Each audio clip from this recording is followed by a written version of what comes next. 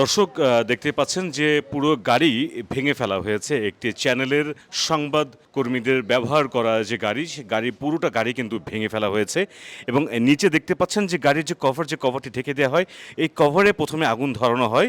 কারণ এটা খুব সিনথেটিক এবং খুব সহজেই এই কাপড়ে আগুন ধরে যায়। যার কারণে এই কাপড়ে আগুন ধরানোর পরেই কিন্তু গাড়িতে আগুন ধরানো হয় এবং কোনোরকম আমাদের ড্রাইভার, প্রবাস খবরের ড্রাইভার, তিনি গাড়ি আগুন নিভিয়ে কোনোরকম গাড়ি নিয়ে অফিস পর্যন্ত আসতে সক্ষম হয়। সারা দেশে শাটডাউন চলছে বিগত কয়েকটি দিন ধরে।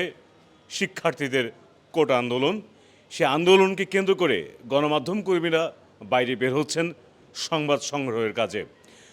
এই মুহূর্তে আমরা আছি আমাদের প্রবাস খবরের প্রধান কার্যালয়ের সামনে এবং প্রবাস খবরের ঠিক এই মুহূর্তে কিন্তু যে গাড়িটির সামনে দাঁড়িয়ে আছি, একটু আগে আজকে সারা দেশে, সারা বাংলাদেশে এবং রাজধানীতে কিন্তু শাটডাউন চলছে এবং শিক্ষার্থীরা রাস্তা অবরোধ করে রেখেছে এবং প্রত্যেকটা সড়ক এবং মহাসড়কে চলছে ধাওয়া পাল্টা ধাওয়া। ঠিক এরই মধ্যে যখন আমরা সংবাদকর্মীরা সংবাদ গ্রহণের জন্য যে আমরা যাত্রাবাড়ির যে ফ্লাইওভারে উঠেছিলেন সংবাদ সংগ্রহের জন্য, ঠিক সেই মুহূর্তে কতিপয় কিছু মানুষ আমাদের গাড়ি ভাঙচুর করে, সেই সাথে আমাদের মূল্যবান মোবাইল, ক্যামেরা এবং সেই সাথে আমাদের ব্যাগে থাকা কিছু প্রয়োজনীয় গাড়ি এবং মোটর বাইকের কাগজপত্র, গাড়ির কাগজপত্র এবং আমাদের মাইক্রোফোন থেকে শুরু করে তারা ছিনিয়ে নিয়ে যায় এবং গাড়ি ভাঙচুর করে। আমাদের ঠিক সামনেই ছিল চ্যানেলের একটি গাড়ি, সে গাড়িকে কেন্দ্র করেও তারা ইট পাটকেল ছুঁড়েছে এবং তারপরে ছিল প্রবাস খবরের গাড়ি, যে গাড়ি তারা পুড়িয়ে দিতে চেয়েছিল। আমরা কথা বলবো আমাদের ড্রাইভারের সাথে। জাকির ভাই, কি হয়েছিল আসলে একটু আমাদেরকে বলবেন? আমরা গাড়ি নিয়ে যখন ফ্লাইওভারের উপরে দাঁড়ানো আমরা প্রোটেস্ট করতেছি, তখন ওই জায়গায় শুটিং শেষ হওয়ার সাথে আমরা ইউটার্ন নিয়ে চলে আসার পরে বাম দিকে দিকে সব রাস্তাঘাট সব বন্ধ হওয়ার পর আমরা ঢেমরার দিকে যাচ্ছি। ফ্লাইওভারের আগেই কিছু পোলাপাইন, ওরা ছাত্র ছিল না আসলে, ওরা ছেলেবেলে আসে গাড়ির উপরে প্রথমেই পাটকেল মারা শুরু করলো। তখনই তারপরে পিছন থেকে ব্যাঘাট করে এসে গাড়ির মাল সামানা যা ছিল সব কিছু নিয়ে গেছে আর গাড়িগুলারে গুঁড়া করে ফেলছে এবং তারপরে ওরা গাড়িতে আগুন লাগাই দেওয়া ধরছে। আগুন লাগাই দেওয়ার পরে ওদের হাতে পাওয়া ধরে যে তোমরা গাড়িটা আগুন লাগাইও না।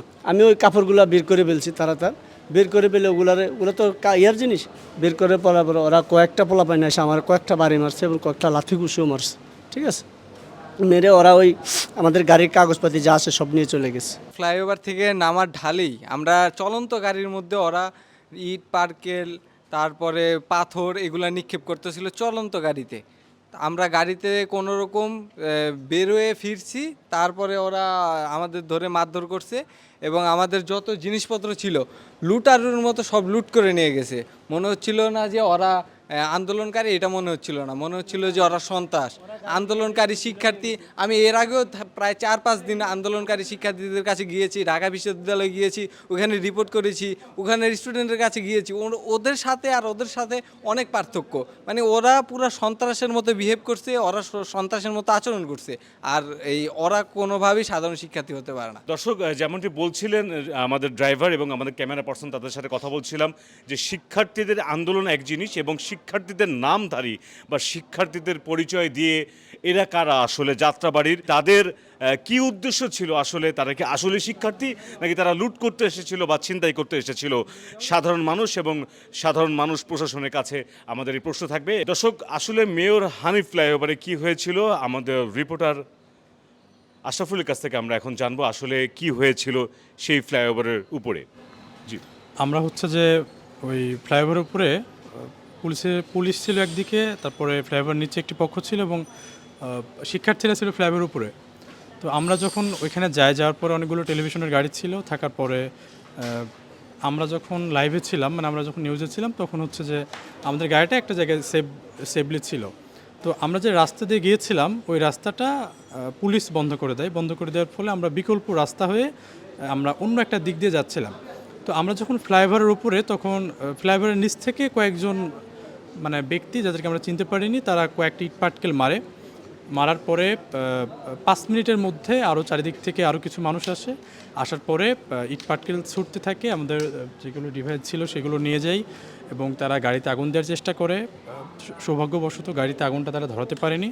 তো তারা তাদের মতো করে ইচ্ছা মতো করে ভাঙচুর করে তারা তাদের মতো করে চলে যায়, কিন্তু তাদের পরিচয় আমরা আসলে শনাক্ত করতে পারিনি। প্রথমে এসে গাড়িটা যখন হাত দেয় মানে ভাঙা শুরু করে, তখন একটি পক্ষ এসে ওদেরকে থামার 3 থেকে 4 মিনিট পর আবারও একটি পক্ষ এসে আবার গাড়িতে হামলা করে। মানে একটি পক্ষ ওদেরকে নিষেধ করছে, আবার অন্য একটি পক্ষ এসে আবার হামলা করছে। যেমন আমার ক্যামেরাম্যানের সব থেকে বেশি ওকে বেশি আঘাত করা হয়েছে, তারপরে আমার ড্রাইভারের উপরও বেশি আঘাত করা হয়েছে। তো আসলে আপনার কি মনে হয় যে এটা কি সাধারণ শিক্ষার্থী ছিল নাকি শিক্ষার্থীদের রূপে অন্য কোনো মানুষ ছিল বা যা ছিনতাই করার উদ্দেশ্যে এসেছিল? না, আমার কাছে ওদেরকে সাধারণ শিক্ষার্থী মনে হয় না, কারণ ফেস এবং তাদের যে ড্রেস আপ এটা দেখে মনে হয়েছে আসলে ওরা সাধারণ শিক্ষার্থী না। কারণ আমাদেরকে যারা নিষেধ করছে, আমাকেও যে সেভ করে নিয়ে গিয়েছে, অর্থাৎ আমাকে গাড়ি থেকে যখন ওরা চারিদিক থেকে ঘিরে ফেলে আমাকে সেভ করে নিয়ে যায় একদল শিক্ষার্থী, তারা মূলত শিক্ষার্থী ছিল আমাকে যারা নিয়ে যায়। আর বাকি যারা গাড়িতে হামলা করছে তারা আমার কাছে মনে হয় না তারা শিক্ষার্থী।